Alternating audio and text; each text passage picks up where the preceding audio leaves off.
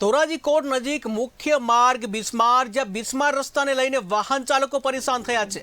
તો સ્થાનિકોએ બિસ્માર રસ્તાના ખાડામાં વૃક્ષ મૂક્યા અને રસ્તા ઉપર ઝાડ મૂકી તંત્રને જગાડ્યા. તો પ્રયત્ન કરવામાં આવ્યો છે. આવી રીતે તો ધોરાજીના અનેક બિસ્માર રસ્તાને કારણે હાલાકી ભોગવવાનો વારો આવ્યો છે. તો ધોરાજી કે જ્યાં બિસ્માર રસ્તાને લઈને સ્થાનિક લોકો જે છે એ રોષે ભરાય છે. તો અનેક બિસ્માર રસ્તા જે છે એને લઈને લોકોમાં રોષ જોવા મળ્યો. આજે ધોરાજી વિસ્તારમાં કોરટ પાસે જ્યાં રોડ આવેલો છે, રોડમાં મસ્ત મોટા ખાડા પડેલા છે. એની અંદર જાનહાનિ થાય એવી પણ શક્યતા છે.